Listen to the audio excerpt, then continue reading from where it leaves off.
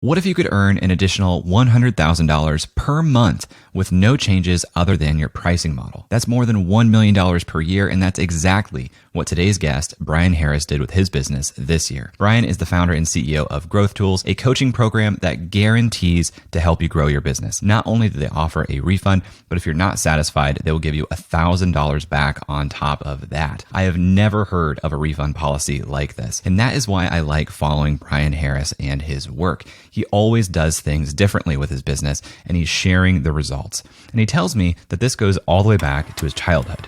So I've been on a probably quest since I was 4 years old. Me and my brother started a baseball card shop out of our bedroom window in Mobile, Alabama, selling baseball cards and getting ripped off from our Bo Jackson rookie card from our neighbor down the street, all the way through my parents doing Amway and making websites in 1998 and everything in between, trying to find like, what's my thing? What am I going to make and help people with? I've been following Bryan since 2017 when his business was called Video Fruit. It was a video production agency. And despite a lot of success and some really legitimate clients, he moved away from the agency model. Video Fruit was the original name of the company. It was because we made videos for people. Kissmetrics, Neil Patel, and Heaton Shaw was the first client I ever had. And you can still go to the Kissmetrics YouTube channel and see the really crappy, bad haircut Bryan Harris on there talking about stuff he didn't know anything about, but making videos for people. Eventually, I decided running an agency is something I have zero desire to do. Making videos for other people is not fun. So I made a course back, and this is in 2013 when making courses was not easy. It was around, but I made the course, sold 20 or so copies to friends and family and Facebook groups I was in, and then realized like, I got to figure out like, how do you sell stuff to people on the internet that don't know who you are? That's what drew me to Bryan. He was writing the most in-depth practical articles about how he was getting more email subscribers, selling his courses, all the same things that we're talking about today, but 5 years ago. So in this episode, you'll learn how to get people to take action, how Bryan sells a $15,000 coaching program, what makes a sales offer irresistible, and a brand new pricing model that increased Bryan's sales $100,000 per month. I'd love to hear your thoughts on this episode as you listen. You can find me on Twitter or Instagram at @jclouse. Tag me, let me know that you're listening. And if you're here on YouTube, leave a comment down below and hit subscribe if you have not already. All right, that's enough from me. Let's talk with Bryan.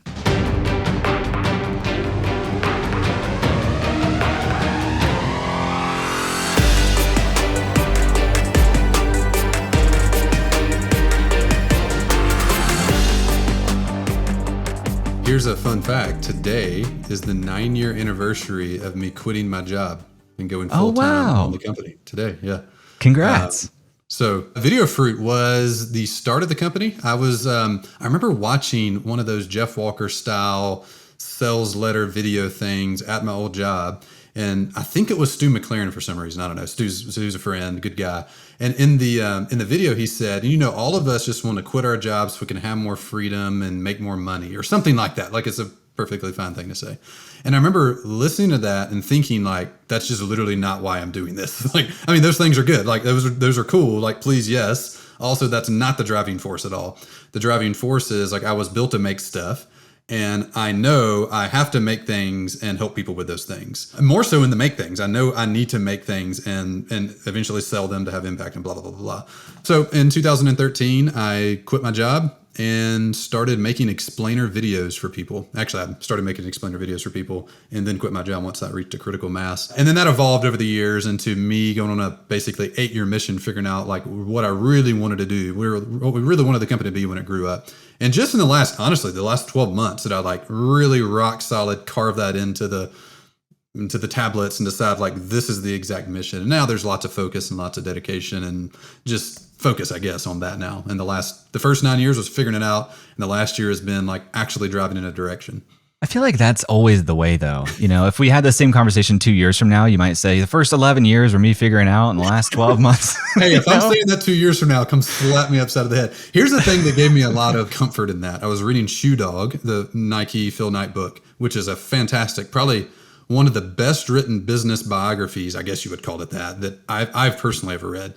And it was chapter 11 or so. This is, 12, 15 years into the company, into Nike existing. And Phil Knight starts the chapter with something to the effect, you can go back and read it, but it's something to the effect of, and I'm wondering, like, I don't know what kind of company are we going to be? Are we going to be an apparel company? Are we going to be a shoe company? Are we going to be a sponsorship company? Like, I don't know what we're going to be when we grow up. Phil Knight of Nike fame is asking himself that question of Nike over a decade into the company. Another good one in that vein that again gives me comfort and like gives me, I don't know, makes me feel like I'm not an idiot. Sam Walton, these numbers will be roughly right. In the first 25 years of Walmart, they opened 30 stores. In the next 25 years of Walmart, they opened 3,500 stores. Wow. It's like it took 7 years to open the second store. So anyway, like things just take a minute. And I think something about modern era internet entrepreneur land versus other eras of entrepreneurship, you just see the unicorns all the time and you think everything's that. And it's just not. Nobody does that. That is so stinking rare. And honestly winds up becoming a big problem for most of those people that it's not the, I don't even desired path really. Although the idea of hockey stick growth is exciting and fun, but it's okay to take forever. I love the note that we're starting this interview off on. This is great.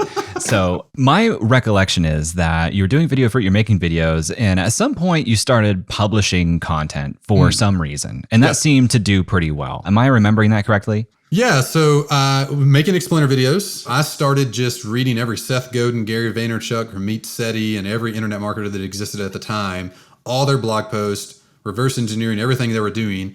I would try it, I would do it, and then I would report the results on it. And that all went on, at the time, the Video Fruit, now Growth Tools blog. And that's how I learned to sell things online, was just trying, more watching what they were doing and then trying to mimic that and iterate and improve upon that. And that set me on kind of the current quest we're on. We eventually kind of solidified that into an actual mission and goals and everything. But how do you make it almost impossible to fail at growing a business, at getting new clients, which is ultimately the fuel in the car. If you don't have new clients, if you don't have new revenue coming in, like everything stops. You can have the best product in the world, no customers, everything fails. And that's the mission, I guess, I unintentionally started in 2013 with writing those blog posts because I was trying to solve it for myself. And now our coaching company does that for other people. Like every time we every time we solve on our own problems, we turn it into a playbook and give it to clients. Their business grows and they tell their friends. And that's the flywheel of our entire business. So I haven't really thought about that until now, but I guess that started back in December of 2013 when I wrote the very first blog post of like, let me just try this thing and see if it works. And that became the content that somehow people would find and they would come and sign up for our newsletter, my newsletter at the time. One of the things that I really appreciate about your work is it always seems like you're zagging when other people are zigging. It always seems like you're doing things like different and effective. Well, it's effectively different is the interesting thing in my mind, because I hear you using the word clients and I hear you saying the word products. And when I think about Growth University, which I went through a few years ago, it does feel kind of like a productized service in a way where there are things that like I take from it and it's kind of self-paced in a way, but there's also some specific support that I get from you and your team. Is that still the same way that your core product operates? Yeah, the goal is for it not to feel productized at all. The real problem we're trying to solve with our product is how do you scale one-on-one coaching? Like I've had several extremely impactful coaches in my life. Marriage coach, they call themselves a marriage counselor. They're all kind of the same thing though. Marriage counselor, business coach, close friends that have mentored me and coached me. But the problem with that product type is that it's super not scalable at all. Meaning the best marriage counselor in the world, say he exists and you can find him in Nashville, Tennessee. He can have about 20 clients a week and that's it. The problem is there's 8 billion people in the world and there's billions of marriages and he can't possibly coach that many people one-on-one. So they usually wind up writing a book or putting out a group coaching program or a course or something like that that has a drastically lower success rate because it's all self-paced. Like I bought this book, QBQ, the other day. I don't know what I have it in front of me right now. Good book. The vast majority of people that buy this book will never read it. The vast majority of people that read the book will never apply it successfully. But if you had John G. Miller, the author of the book, personally coaching you every day, your success rate would be nearly 100%. So the fundamental human problem we're trying to solve at Growth Tools is how do you scale one-on-one coaching? So the fact that you went through our product and called it a product and had it and viewed it as a systematized service means it's just early in the product. And it shouldn't feel like that at all. It should feel like an even better version of Bryan coaching Jay one-on-one. So that's the problem we're trying to solve. And we haven't fully solved it. Now it's a high success rate product that's well done, but we have years of development to fully solve that problem. And I'm super excited because I would love, like imagine if we encountered the best marriage counselor on earth right now and put a net around all the knowledge and systems and everything they had in their head, and then could bring that to hundreds of thousands of people every day.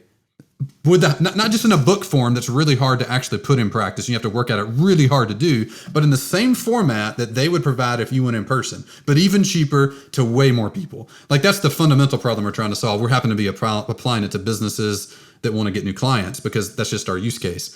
And that's not been done before. So like we're experimenting with ways that you could replicate and scale one-on-one coaching, not group coaching, because all those have way lower success rates. Like when we started selling courses, the explainer video course and other courses we made since then, they're all good. Like compared to the industry, they had above average success rates. They're well done. They're well thought out. We put a lot of heart and soul in them, but less than 10% of people ever finished any course we ever sold. And we sold thousands and thousands and thousands of courses. Less than 10% finished it. Less than 1% got the result they wanted when they went through it. And that isn't the fault. Well, it's the fault of lots of things. It isn't primarily the fault of the product sucking. It's just the product type isn't great. Self-paced has problems with it. It's not great at reproducing complicated results over and over and over again. One-on-one coaching is fantastic at that. It's just that all those other product types exist because one-on-one coaching isn't scalable. It hasn't been scaled yet. So it's a hard problem. That's the problem we're like maniacally focused on. And I think we're going to solve it.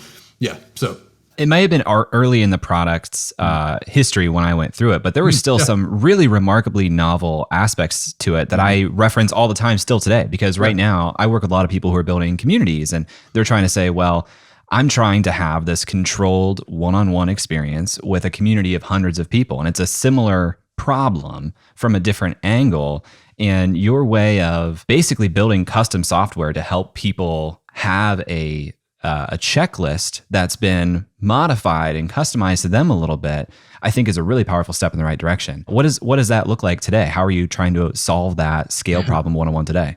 There's still some fundamental problems we're working through different solutions for. Thinking about your clients that you're working with who have communities. Well, there's a couple things. One of the questions we ask every new client is, why did you hire us? I was reading one yesterday, reading it out to the team, and it was like, I've hired lots of coaches and they told me what to do. They've told me why to do it, but they haven't told me how to do it.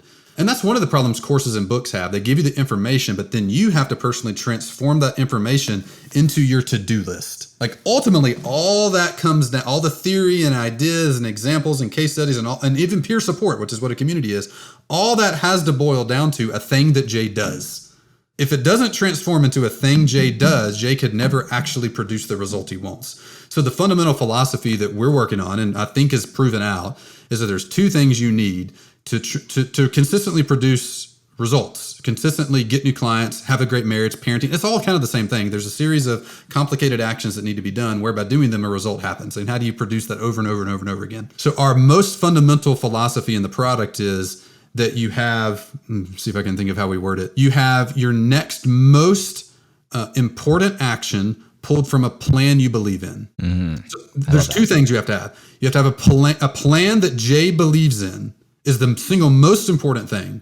And then you have to have a handful of actions for this week that you're doing as a result of that plan. If you don't have those two things, it doesn't matter how much community you have, it doesn't matter how much training you have, none of that stuff matters. It's just noise because you have to have action pulled from a plan you believe in. If you don't believe, like this is one problem we're working on. We have a leadership team retreat next week. We've identified one core problem in the product. One reason the people that aren't successful is they lose belief in the plan. Now, the way our product works, people pay us $15,000, and for that $15,000, they get a marketing plan they believe in, and they get the first month of coaching. And we have a mostly unconditional, there's a few little conditions based on you just taking forever to approve it, but you hire us, Jay, you pay us money. We have a week or so to produce a plan that we present to Jay. And if Jay doesn't like it, he gets to keep the plan, keep the playbooks, keep the month of coaching, and gets all his money back. If Jay likes the plan and he's like, yeah, man, let's do that, then you get to keep it, and then we coach you through it over the following months. So at the point of Jay approving the plan, Jay has a lot of belief in the plan because he just forfeited $15,000 and get to keep it all for that. So despite that, we have over the last 6 months, a 100% marketing plan approval rate. which to me is Really? like, I'm actually No shocked. abuse. Like I didn't in no way expected that. Now we've been working on that problem for years. So we're like 4 years into that problem. So we like know how to do that really, really well. But we've added the condition in or the refund policy in a year ago. And I expected that to take way longer to solve. And we've solved that. Now the problem though is that we're hitting now is a decent chunk of people lose belief in the plan. They can't get their money back at that point. They've willingly, knowingly said, yes, let's go. And they know at that point, the money back on that part is not accessible anymore. But you get weeks in and people's actions start reflecting them not being bought into what they're doing.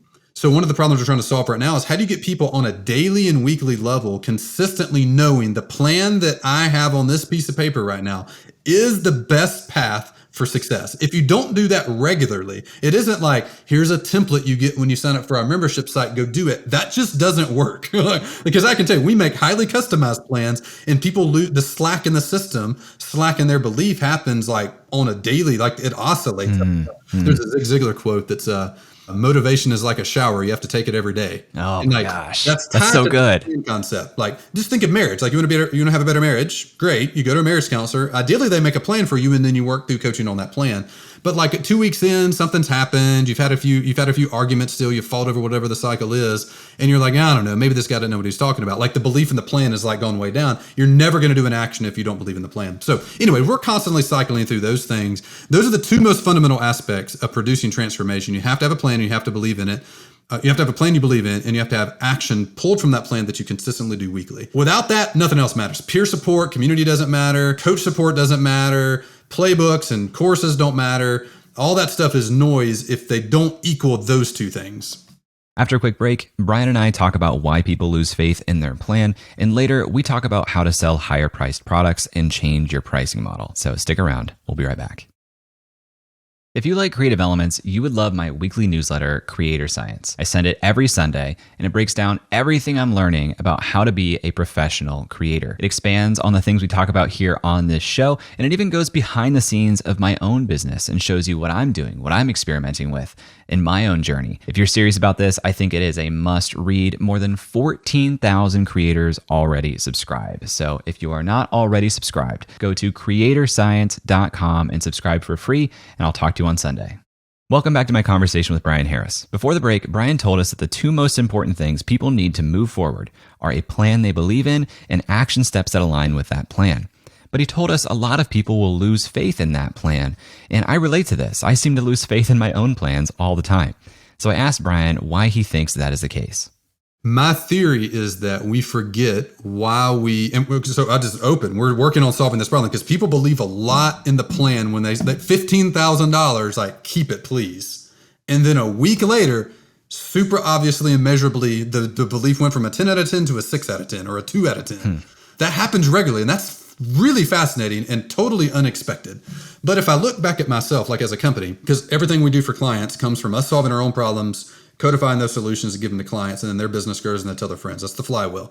So I regularly think back to, okay, how do we do this internally? Have we solved this problem internally? So internally, a rhythm that we have is that at the beginning of the quarter, we set the goal for the quarter for the company. Let's stay at the company level. We set the goal for the company and the single most important thing in the company over the next 3 to 6 months. That's super clear. Leadership team's in lockstep on that to start the quarter. But almost every time we're now, almost at the end of this quarter, and we're just having a conversation right before this meeting, literally right before we came on this interview about like, are we sure this is the most important thing? Because it decays. Like you get new information that you didn't have when you started. And that's like, well, maybe this thing's more important, or like, I don't even understand why we picked this now. So what we do internally is every week as a team, we talk about the most important thing, remind ourselves why, and remind ourselves of the plan to execute the thing. Now, at any point along the way, we might say like, this actually isn't the most important thing anymore. Let's pick another one, in which case you remake the plan. But most of the time, what I experience with clients and with myself is I just forget why. Literally, I did this with the client last week. I had a one-on-one client come in town. We literally established the most important thing in their company over the next 6 months. And I'm experimenting with this because it's become a known thing just in the last few weeks that this plan belief thing oscillates a lot. It isn't a static thing. Despite lots of money being at stake, it just still oscillates, which is surprising to me. So what I had them do was record a 10-minute Loom video to them, like a letter to yourself 90 days from now, selling yourself on why you're doing this. Because here's another realization in coaching. It isn't my job to keep you bought into this plan. It's your job to keep yourself bought into the plan that you're doing. So it's my job as a coach to facilitate showing you if your belief is low, because you might not realize that's the thing. So I know fundamentally the belief in your plan, number one most important thing. So I had them film a little Loom video. They just sent it over to me a while ago. I haven't watched it yet. I'm really curious what they made, because we'll probably codify that to give to clients going forward, because I think that's a good idea. But even recording it once isn't good. You need to watch that every week. And we need monitoring systems on our side to know when your belief is low. So literally next week, we'll kind of decipher through what are different areas like action taking decreases. So probably that. Think about it like a marathon. If you've never run a marathon before, I've never run a marathon. I have no desire to run a marathon. I like the idea of it. The training, zero interest. But just because I hire a marathon coach back in September doesn't mean in December I would have done the work to do it. And I have to keep my personal motivation top of mind. Why am I doing this every day? Why am I doing this again? Why am I doing this again? Because the drudgery of running 3 miles a day, 5 miles a day, 7 miles a day, 11 miles a day for someone that doesn't like running is just high enough that I will stop all of that because I don't remember why. So tying it into your personal reason why, walking myself back through why am I doing this order of events? Because in our coaching, there's just a lot of things. You just got to do a lot of stuff. Marathon running is there's way less moving parts in that than there is getting clients for your business. So anyway, I think it's an oscillating thing that one of the core problems we now identified is helping clients keep themselves motivated on a weekly basis. I think it's probably the right cadence. We've been keeping them motivated on a 90-day cadence, and that's too long. And they just kind of lose and forget why they started, why they're doing what they're doing. They get zoomed into action items, but then they lose focus of how does this get me to the thing? You need a divergence, convergence sort of practice for them. I think zooming out weekly and just reminding myself okay, what am I doing? Why am I doing it? Now let me zoom into the weeds. Just a 5-minute zoom out, assess the field, zoom back in. Because we're really good at getting people to zoom in. But I think without zoom outs on a weekly basis, at least, you just kind of get lost in the weeds and all you see is weeds. And you're I don't know, whatever. You mentioned that for people who approve this plan, this is a $15,000 investment. So talk to me about who the typical client is, what is true about them that they're able to make a $15,000 investment. What are they trying to achieve? We work primarily with people that teach things. We think about best fit client or avatar on a spectrum. So on one side of the scale, you have bad fit people you never want to work with again. All of us can think in our head the names of the people who are just gone insane. No desire to work with them. They have certain characteristics. On the other side of the spectrum, a 10 out of 10 would be a best fit client. Someone that think about the client who was easy to get to buy. They sent their friends. They say, I can't believe it's this cheap. I'd have paid 3 times as much. And they just do everything you tell them. If you could photocopy them, you get them all day long.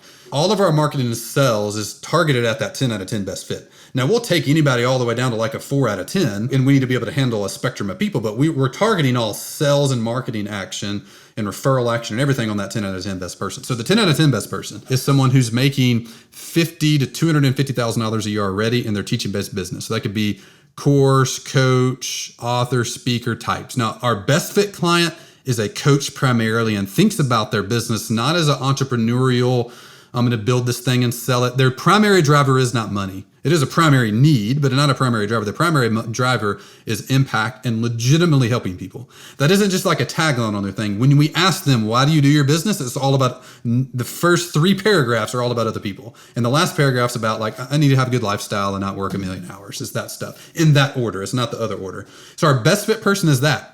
So we focus most of our marketing effort with that language, impact and influence and blah, blah, blah, blah, blah, change people's lives and that kind of thing. Because that's just how they think. And when they join Growth University, when they take you up on this plan, are they looking for more clients? Are they trying to build a scalable offer? What does that look like? Yeah, we use our, I guess you could call it mission statement. We don't have it labeled as that, but is to make it almost impossible to fail at getting new clients for online businesses. So most of them are coming in with a problem that I need more customers or clients, depending on what type of product they sell. And then our plan is primarily focused on that. Now, depending on the stage of the business, their actual problems are bottlenecking that or elsewhere. So we'll wind up solving, I'm surprised we've got into this, but a lot of business system stuff for people if you're in the $1 million up range and you've held that for a couple of years, rarely do you really have marketing problems. you really at that stage have like leadership team problems and that you've gone into a genius and 1,000 helper model. You get a 27 contractors, you're doing $5 million a year, and like you think you have sales problems, and really you're just doing everything. You need a bunch of people to do what you tell them to do. So we wind up doing business system stuff for people at that stage. People under that, people that, haven't averaged a couple $100,000 a year for several years in a row, usually have product market fit problems. So we're attracting building good lead generation systems, trust building systems, and monetization systems. And that's the bread and butter of what we do in GU is that. I like this new phrase you're using. You've said it a couple times here, this framework of I make it nearly impossible to fail for this person at this thing. I think we probably both know Clay Hebert a little bit. Oh, yeah. And he has his talk on like the perfect intro. I help X do Y. And I've always liked that framework. But I like this framework even more right now. It's the best one I've ever found. Say more about that. Why is this such a good framework? Okay, so I think this is maybe one of my favorite topics. So I think the most interesting question I'm sure I've stole it from somebody or conglomerated it. The most interesting entrepreneur or business question I've come across is this: what's a problem so interesting you'd gladly bet the next 20 years of your life on solving it? I think that's the most interesting question I've come across in all of business, is that question. It's interesting because practically no one has an answer to it. It is the question. It is the true question. It optimizes for all the things. It optimizes for revenue, impact. Those are the two primary drivers in business. And the answer to that is the fill in the blanks to we make it almost impossible to fail for X at doing Y. Or we almost make it almost impossible to fail at this result for this type of person. It was interesting. We did a live show for a little while on YouTube, and I've experimented over the years of ways to get people to succinctly tell me what they do. And in a live setting, it's interesting because you'll get all kind of answers. I'm like, what problem do you solve? How kind of varying degrees of quality of answers? It's like half the time I can't tell. Still, do you have software? Do you sell books? Do you have I can't tell what you do. Even we have a 200 question assessment that clients take when they come in. And some of the times, at least in the early days before we refined it, I would get their answers. I'm like, I still don't know what you do. Like, I literally don't know what you do at all. So through doing that, I accidentally asked this on Shop Talk a few weeks ago. I threw up a slide that we make it almost impossible to fail at achieving X result for Y type of person. And every answer, me and the guy that co-hosted with me, Ben, he's our director of marketing, we're reading through them. We're like, I just understand everyone's answer. I understand what they do, which is shockingly seems like a simple thing, but is really hard to get people to tell you clearly, because I think half the time we weren't even clear ourselves. So that answer, I think, is the answer to the true business question. What's a problem so interesting you'd gladly bet the next 20 years of your life on solving it? And one of the most succinct ways to state the answer to it in the form of a mission statement, really, like a true actual mission that you can actually solve. And I don't know where this idea came from. Maybe it's EOS. I don't know who invented this framework. A lot of people set the mission at something that's impossible to achieve, which is the dumbest thing I can possibly think of. Like their mission is like, bring happiness to humans. I'm like, how would you ever in a million years know if you that's just, I don't get that. In some people's brains that clicks and makes sense and is a helpful business framework. I don't understand why you would ever do that, because we can truly make it almost impossible to fail to grow in a business. That is an actual solvable problem. And it'll probably take us 20 years to fully actually solve that. So I don't know, that question, what's a problem so interesting you'd gladly bet the next 20 years of your career on solving it? For anybody listening, including you, Jay, if you don't have an answer, I hope it haunts you at night until you get an answer to that question. Because that is real entrepreneurship, real business. It isn't opportunity seeking, which is fine. But like most people run businesses from like I flipped Wii's in 2006. I would get them off. I would go to Walmart at night when they released them, buy them, put them on Craigslist and flip them. Almost all business that I see is fancy forms of that. It's what a lot of the Bitcoin and NFT crap is. It's not, the technologies are a different thing, but most people's approach to them is all like, how can I buy and flip? How can I buy and flip? And it's like, I mean, that's fine. Do whatever you want to do. I think one of the most fascinating things about where we live right now is Elon Musk. And one of the most depressing things right now is that he's the only one, because he's doing incredibly cool stuff. He's the most successful, most interesting entrepreneur probably that's ever lived. And he's living right now, and almost all of it's being live streamed on Twitter and YouTube. It's like being in Thomas Edison's laboratory real time while he's trying to invent the light bulb. It's like, if you aren't paying attention, get over your politics and whatever your problem with Elon is and pay attention, because it is utterly fascinating. And the depressing part of it at the same time is that there's just one of him. There should be thousands of him. And he's utterly unique in entrepreneurship, because he starts with that question. That's what I've distilled down his, and I don't know if he probably wouldn't say it quite like this. I'm sure he'd use different words, but that's how he's approached his businesses. what is a problem so interesting I gladly bet the next 20 years of my life on solving it? And he started, 2 primary companies around that, accelerating the pace of sustainable energy with Tesla and making life multiplanetary with SpaceX. So those are the 2 fundamental 20-year questions, and they are 20 to 50-year problems to solve. And he's solving them, which is the fascinating part. Like, if you aren't inspired by that, you're totally insane. But first he had to solve like real-time internet payments. Real-time what? Oh yeah, first he solved money, and then he solved energy, and then he solved, make humans not go extinct. It's like, but the cool thing about that is like, those are some of the biggest problems that can be conceived, and he's doing it. It's not because he's some special unicorn. Yeah, he has his special skills just like anybody, but he has as many flaws as he has skills. Like, he's just one of the first people to think of the problem that way and systematically go about doing it. And everybody uses the money. He had $180 million from selling PayPal, but I can give you a list of thousands of people that have sold for way more money than that and have never done what he does. Take Mark Cuban. Bless him, loves Shark Tank, solves lots of problems. He sold for $1 billion. He didn't go try to go to Mars and solve sustainable energy. He started buying other people's companies. Cool. Who cares? Anybody can do that. That's in there. There's thousands of people that can do that. Mark, why don't you go solve another real problem? Like, he's not solving a real problem. He's solving buying companies. Like, who cares? Like, really, honestly, it's depressing to me that Mark, a top 1% leader of all time, doesn't go solve a real problem. And maybe you can go do his mission. That's his unique mission. Cool for him. But like, man, the most depressing thing about Elon is there's only one of them. If I'm reading between the lines, your 20-year problem is this: how do I scale one-on-one coaching with the best experts in the world? That's the true problem. Yeah, is how do you scale one-on-one coaching? Because like, for the context of growth tools, what that means, we have to do it once before we can repeat the process. Because what I really want to do is, from making it almost impossible to fail or grow in a business, is to distill down how you scale one-on-one coaching. And that's the problem we're applying it to, so that we can just give that to all of our clients and they can do that for all of their solutions. And we'll probably get into other verticals of all types and apply it there. But the true like innovation, if I could only have one innovation I'd leave behind when I die, it would be just like, think about food. Until 120 or so years ago, 98% of humans were agrarian. They spent all of their time through all of human history until the late 1800s, early 1900s. Almost every human that ever lived spent almost every hour of their life solving the food problem so they wouldn't starve. Like, that's just what we spent every waking hour on. Once we solved that problem, now there's problems with some of the solution there, the industrialized stuff, but like, it's freed up humans' brains for the industrial revolution, technology revolution, because we just have hours to do other things. And one of the problems I see is that we spend tons of time resolving the same problems over and over again. We resolve, like, marketing and sales is not some crazy complex black box thing. It is right now because you can't access and use the information efficiently. But now you can walk into a grocery store and pay somebody $10 and get food. You can get strawberries or blueberries. I don't have to learn how to grow them. But marketing and sales is that. Marriage is that.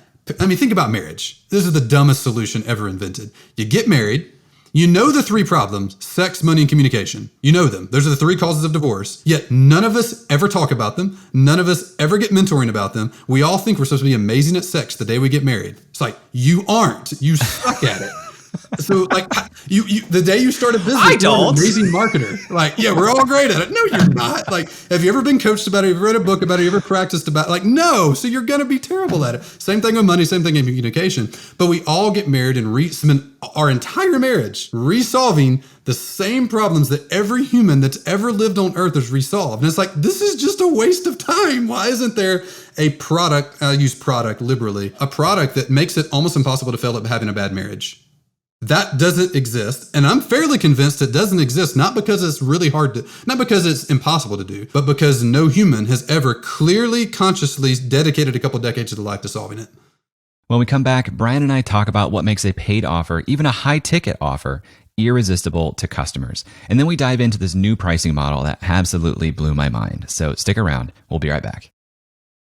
Hey, thanks for watching Creative Elements. This is a brand new channel here on YouTube, so liking the videos, leaving comments, subscribing to the channel, sharing the show, all that support goes a long, long way right now. It is all seen. It is all appreciated. And even though this is a brand new channel here on YouTube, I've actually been conducting interviews with creators just like this for more than 2 years. There are more than 100 interviews that you can go back and listen to with creators like Seth Godin, James Clear, Cody Sanchez, Tori Dunlap, Even YouTubers like Ollie Abdal, Matt Diavella, Roberto Blake, and Marie Poulin. I've actually created some playlists for you to help get you started. To dive into some of the best episodes that we've done to date, just go to creativeelements.fm/playlists.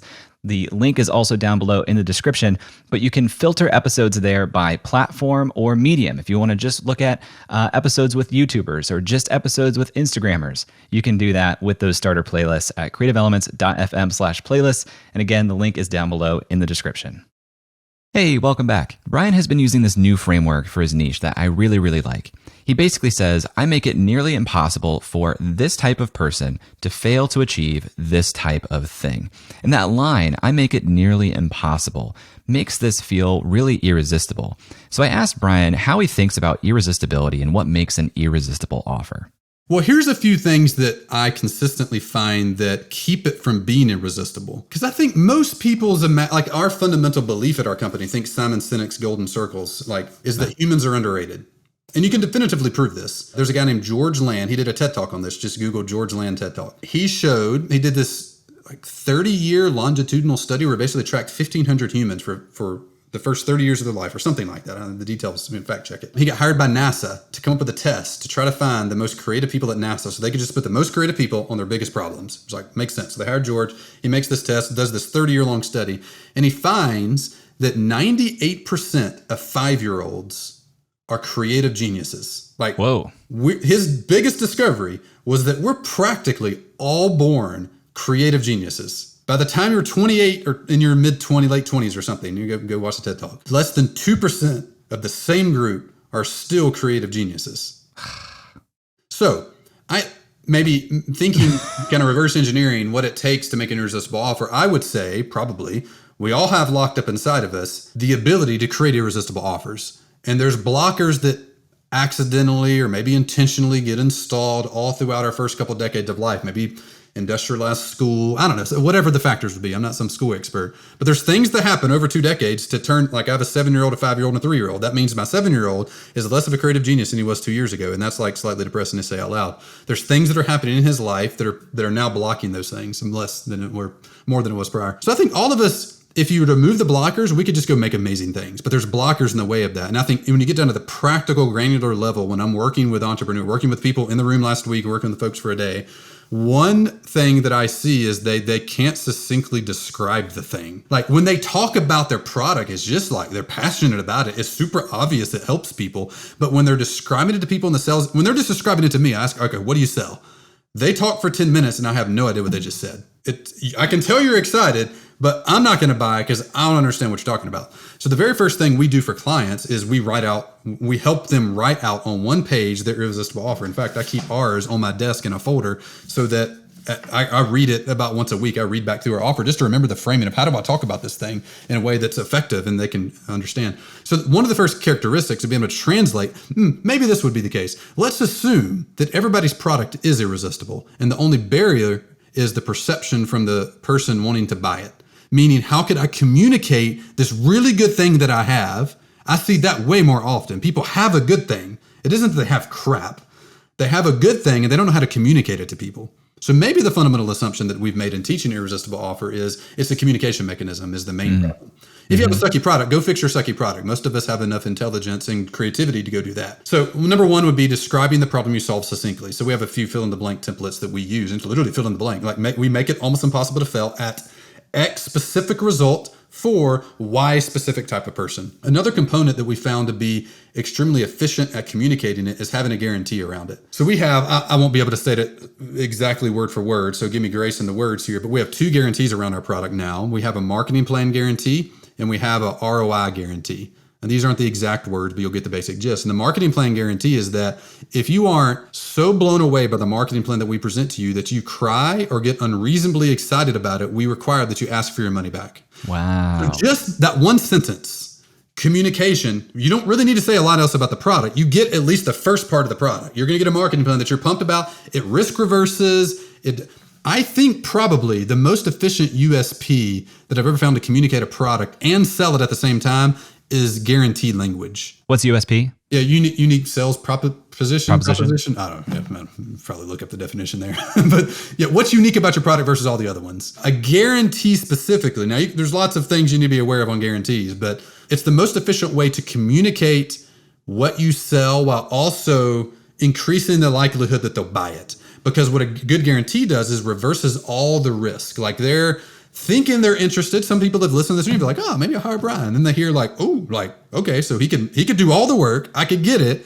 And I could still be like, I don't know, not interested, and get my money back. Yeah, that's what we're saying. And I'm also saying behind the scenes, 100% of the clients, several hundred clients that have bought in the last 3 or 4 months or something, have all said yes. So that should also increase your confidence, your trust in what we do. You can say no, but everybody said yes. So cool. The second guarantee we have is ROI guarantee.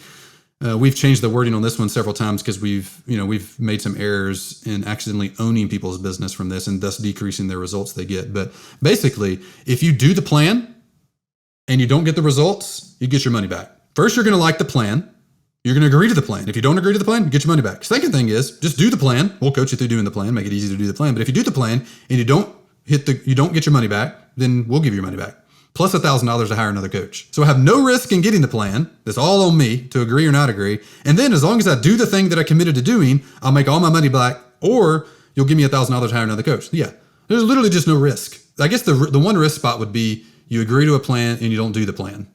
Yeah. So if you just don't do the work that you agree to do, then it's on you. Yeah. Do you think if I'm somebody listening to this and I have a product offer that has some form of personal touch, it's not a self-paced thing. Sure. And I'm selling that for $5,000 right now. And I'm hearing this and I'm saying, I want to charge $15,000 for my thing. Do you think that the most efficient path to raising the price on your high ticket offer is to make some sort of guarantees like this that you can stand behind? I mean, you can just say words. You can just make guarantees. If you can't put your money where your mouth is, you're going to have lots of problems and give lots of refunds and you're going to go out of business. So I'd say that the first thing to making a high ticket offer is restructuring the offer itself. So let's say for instance, and you could guide me on an example here that might be more relevant to the audience. Let's say you sell a $100 a month membership site. You're like, ooh, the idea of selling $10,000 thing sounds super interesting. It's also intimidating, but like it's way easier to get one $10,000 client than to get, I guess, 100 $100 clients would be equivalent math. Like, yes, it is, by the way. It's way easier to get one $10,000 client than 100 $100 clients or 1,000 $10 a month clients. For sure, that's the case because I've done all of the spectrum and coached thousands of businesses. Way easier to get one person, no matter the price point, than 100 or 1,000 people, no matter the price point. That's just true. Now you get into what's the product. So how do I reformulate my $100 membership site to sell it for $10,000? And there is some reformulation. So here's the best analogy I know to communicate this. Think about the Super Bowl. The Super Bowl's free for any human that wants to watch it. It'll literally just turn on your TV, plug on an antenna, and you can watch it for free in high def from your living room with popcorn or whatever you want. It's totally free. The core content is totally free. And in fact, the best experience to watch the Super Bowl is at home. Like, because you get replay, you get zoomed in, high def, all that stuff. But despite the core content being super cheap, low ticket offer, free, people pay $2,000 to get the nosebleed section at the Super Bowl. Or they might pay hundreds of dollars locally to go to a sports bar for the fan club of their team and like go to a way less good experience of consuming the core content, but they got people there. Or they pay $2,000 to sit in the nosebleed section. You can't even really see the game at all. Like, you have no idea what's going on half the time. Or they pay $10,000 for like lower bowl section seats, or they pay $100,000 to get box seats, or $1 million to get on the sideline to slap Patrick Mahomes in the butt as he runs out on the field before the game. $1 million for worst content. Or let's use, for our sake of our analogy here, the same content as you would get at home for free. Why is that? There's two additional things you can add on to any product to make it high ticket: access and perks. Because that's what you get. When you get the club in town, or the $2,000 nosebleeds, or the $10,000 50-yard line, or the $1 million on the field thing. I'm assuming you can do that. I've never been to the Super Bowl, but you can pay more to get better things. You're getting more access and you're getting more perks. So how can you add? You don't need to make any more content. Your content, if you've been doing this, I mean, if you have nothing, then make some content. But like, you don't need to add more training modules onto your thing to go high ticket. You need more access and more perks. That's the thing that people pay exponentially more for. You already do that and you don't even know it because of the Super Bowl. Like, you probably paid money for that before, or some similar type of example. So first, you have to like have a product that's formulated into a high ticket offer. And then you can add guarantees and you can add clear language on it to communicate it to people. The thing is now with the market at where it's at, there's so many courses, so much self-guided stuff. There's plenty of room for more of that, by the way. There's a lot of humans on the planet. We've in no way saturated that market. But a way to stand out in an existing market is to come in with a product that has a way higher success rate. And that's the driver in everything we've done from almost day one. Well, since launching the first course and realizing the success rates were super low, is just how can we have more success? How can clients have more success? And I have found the more self-paced you get, the lower the success rate. So there's a place for that. It has its place. Like I love books, super low success rate. Like probably the worst success rate of any product ever made is a book. Also, they're amazing. Please keep writing them. I'm not writing a book for success rates. If you write a book and say, man, only 0.1% of people read it, I guess I'm not going to be an author, then like you've chosen the wrong profession. I'm in the business of optimizing for success rate. So the book makes no sense right now for us. What makes sense is scaling one-on-one coaching. So you have to take your membership site and turn it into something that has access and perks. And there's a handful of really simple things you can do to do that for almost any existing information product to make it a $5,000, $10,000 a month product. So I watched this live stream you were mentioning a little bit ago, and the title of that live stream was How I Added $100,000 per month in recurring revenue without an extra funnel. Oh, yeah. And you introduced this idea of a sum pricing model, which I believe you're now using at Growth Tools. And it's something I would love to share with the folks listening here because I do think it's really, really unique. I would love to hear how you landed on that and why you think it's compelling. Well, the basics are one-time revenue is a really bad idea if you really want to help people solve problems. And by one-time revenue, I mean you sell a course for $4.99 and you're done. It's actually kind of becomes a Ponzi scheme to some degree. It's not technically a Ponzi scheme, but a Ponzi scheme is where you have to keep getting new clients in order to fund the old clients. That isn't really the case in course business because like they're such high profit businesses. But basically, if the only revenue you have is new clients, you have a major opportunity and a major problem. Meaning, just when you get a new customer, a new client, why are they stopping paying you money? Because as soon as they stop paying you money, the forcing functions flip and get super weird. Your forcing function becomes, I need to get new clients to keep growing the business.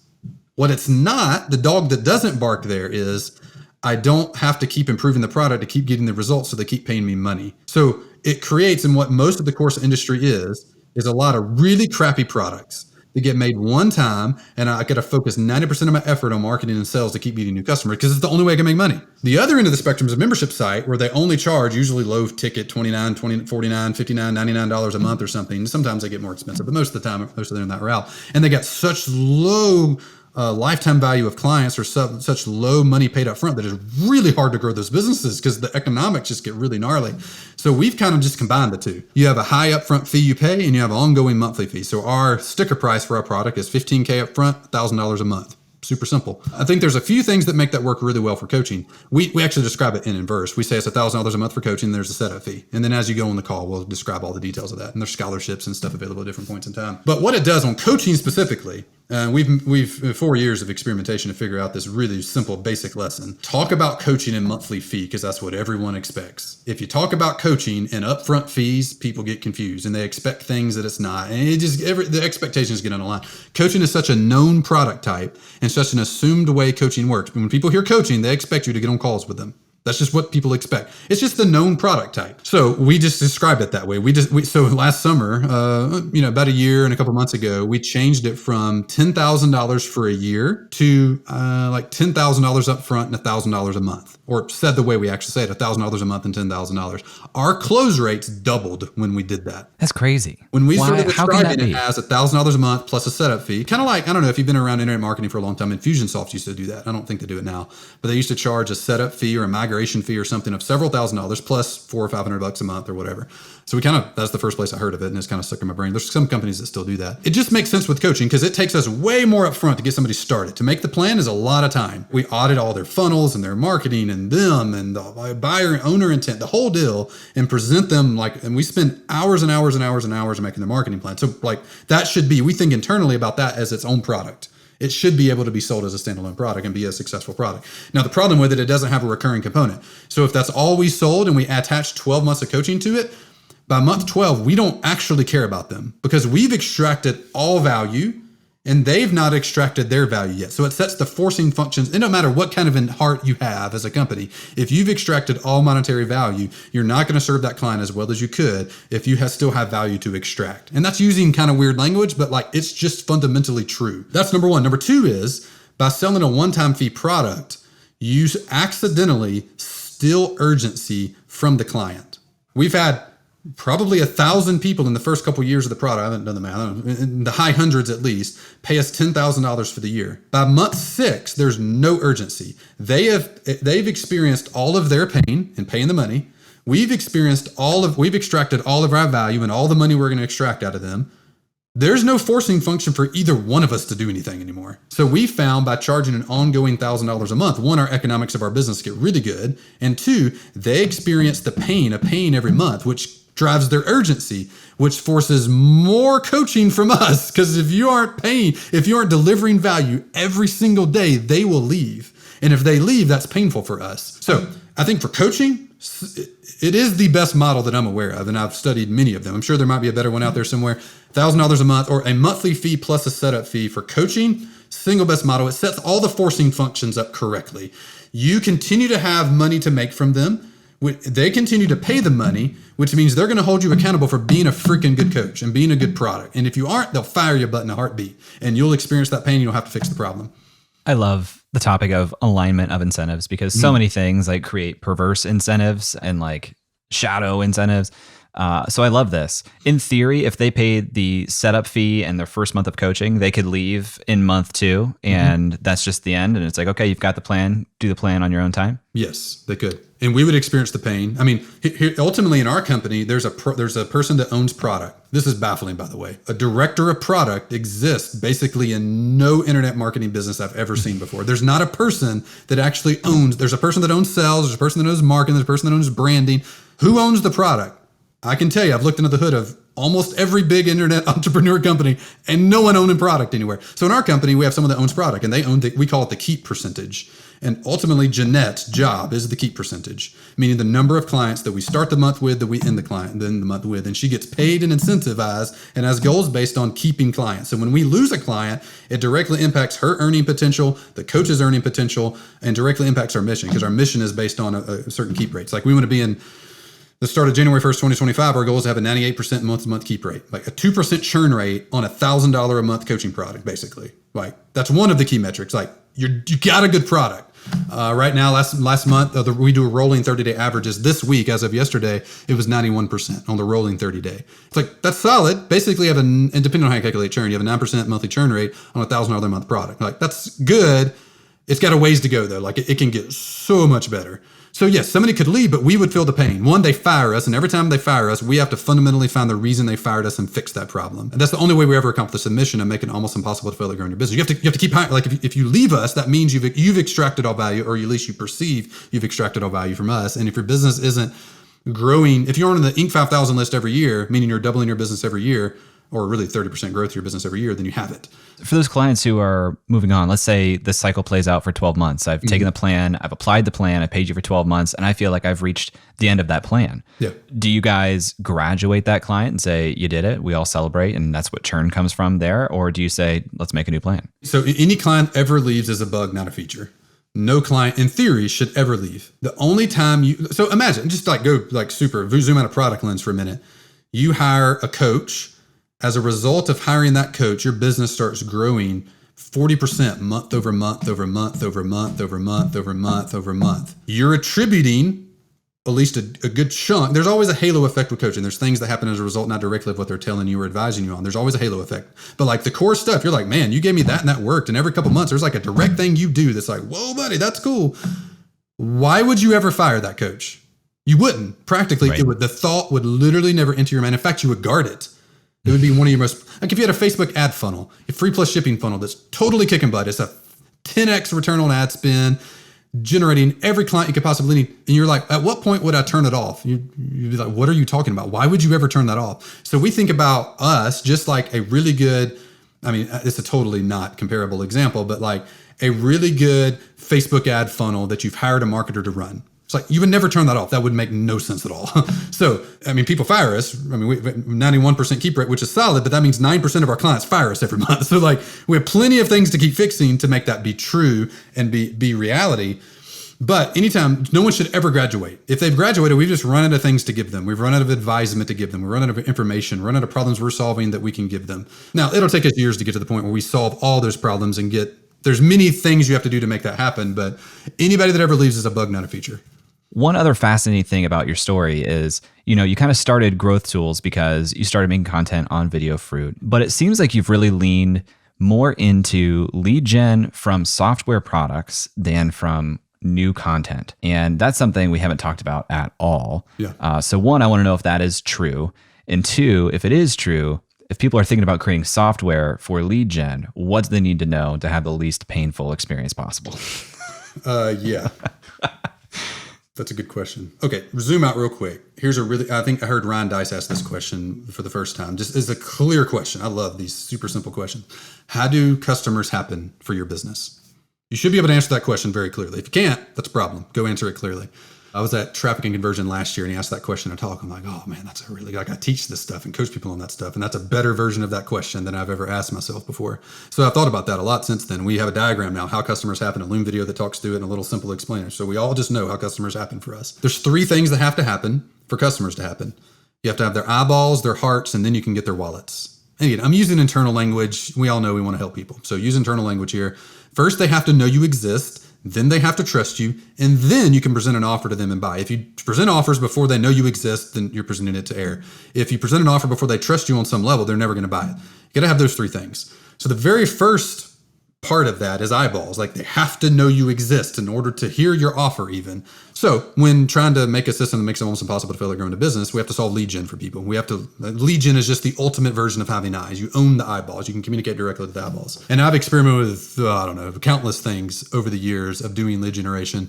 One of the most effective and the most complex that I would advise no one to actually do in real life would be creating software. The reason I would say most people don't need to do that, it's just incredibly complex. It has a lot of upsides to it, but good heavens, man, there's plenty of simpler ways to get well past. If you're $10 million a year in revenue for any business, don't do it.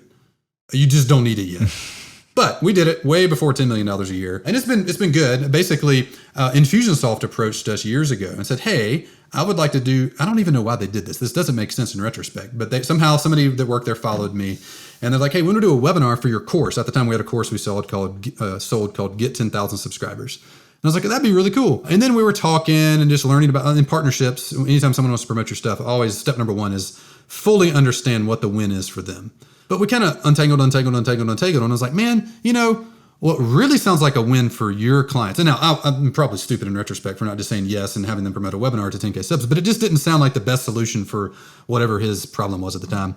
What we came up with was what your people really need help with is writing great email campaigns. People buy your tool, they have it. It's called Infusionsoft, all this stuff. The fundamental thing almost everyone that has Infusionsoft wants to do is send campaigns that convert. And your tool just happens to facilitate that process. In fact, Infusionsoft is actually a really interesting case studies that we need to write up, or somebody needs to write up at some point. They get overly focused on a solution and totally had the market dominated and lost it because they suck at product. They had the same problem Kodak had. They get overly committed to a solution and not overly committed to a problem. And they just totally crapped the bed and lost almost all market share in MarTech world and ESP land as a result. It's really sad actually, because they had innovation. Anyhow, so what we did to get back on point, we're like, hey, why don't we just build a tool that makes it really easy? We have a bunch of campaigns we've sent before. Y'all have a bunch of campaigns you've sent before. Let's just make a tool that's like Mad Libs for email campaigns. And somebody can come in, answer a few questions, and out the other side comes an amazing product launch campaign or a flash sale campaign or a welcome sequence or whatever. So we did. We called it Drip Scripts. You can go get it. Dripscripts.com. It's free. We've done several iterations of it now. And basically the partnership we kind of came to was why don't we make it? We had several engineers that can make the tool and y'all just sponsor it. We'll put Drip Scripts by Growth Tools powered by Infusionsoft or whatever.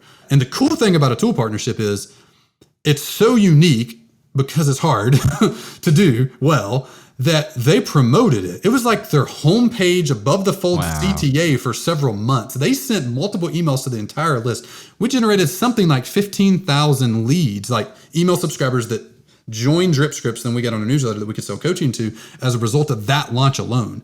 So it works great. We now get, I don't know, somewhere about 5,000 new email subscribers a month just from the little suite of tools that we did that with, and we haven't maintained them in any kind of meaningful way in years. That's 5,000 a month with practically zero effort for multiple years on end from a C- execution of that strategy. If I would have actually done it right, we'd have hired a real marketer to run that, and we'd have 100,000 leads a month. I mean, because everybody wants to do that. Like you could approach GoDaddy, you could approach these people that have millions of new visitors a day, a month. If you executed that well, it takes a well-staffed, well-funded team, but it's the single best partnership strategy I've ever seen by a mile. Also, extremely complicated. So if you don't have a team to go do that, really bad idea. It'll be a distraction. There's just way simpler things, but it's been effective. We still tons of leads from it every month.